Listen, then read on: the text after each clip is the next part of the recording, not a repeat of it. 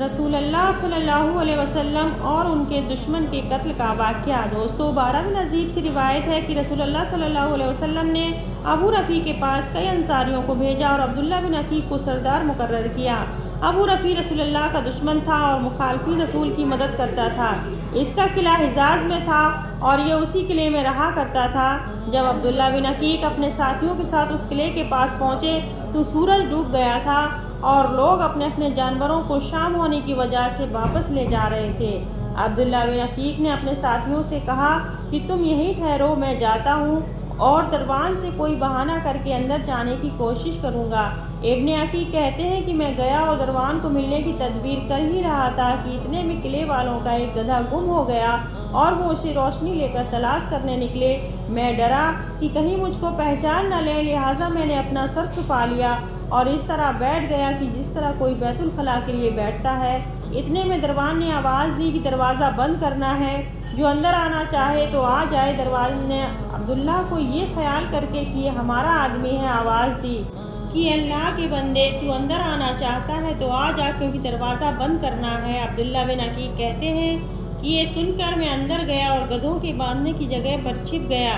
دروان نے دروازہ بند کر کے قلعے کی چابیاں ایک کیل میں لٹکا دیں۔ جب دروان سو گیا تو میں نے اٹھ کر چابیاں اتار لیں اور قلعے کا دروازہ کھول دیا تاکہ بھاگنے میں آسانی رہے۔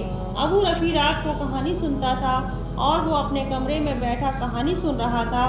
جب تمام کہانیاں کہنے والے چلے گئے اور ابو رفیع سو گیا، تب میں اوپر چلا گیا اور میں جس دروازے سے داخل ہوتا تھا اسی دروازے کو اندر سے بند کر لیتا تھا، اور وہ اس لیے کہ اگر ان لوگوں کو میری خبر ہو بھی جائے تو ان کے پہنچنے تک میں ابو رفیع کا کام تمام کر سکوں۔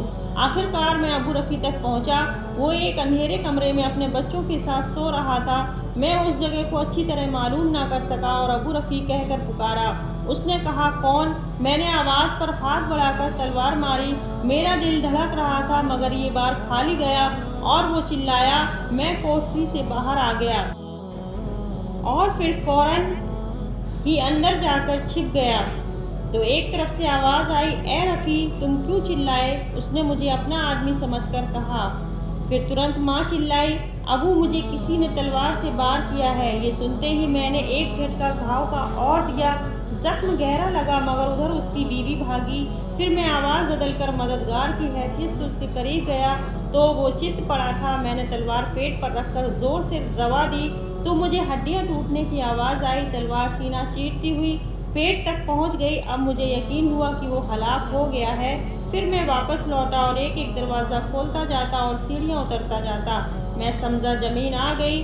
چاندنی رات تھی۔ میں گرتا پڑتا نیچے گیا اور میرے پیر کی ہڈی ٹوٹ گئی۔ میں نے امامہ سے پیر کو باندھا اور قلعے سے باہر آ کر بیٹھ گیا اور دل میں طے کر لیا کہ اس وقت تک یہاں سے نہیں جاؤں گا جب تک اس کے مرنے کا یقین نہ ہو جائے۔ آخرکار صبح ہوئی، مرغے نے بانگ دی اور قلعے کے اوپر کے دیوار پر ایک آدمی نے کھڑے ہو کر آواز دی کہ اے لوگو، ابو رفیع حجاز کا بیاپاری مر گیا۔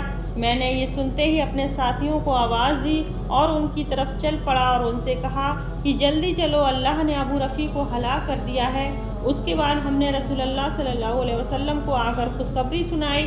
آپ نے میرے پیر کو دیکھا اور فرمایا، اپنا پیر پھیلاؤ، اور میں نے اپنا پیر پھیلا دیا۔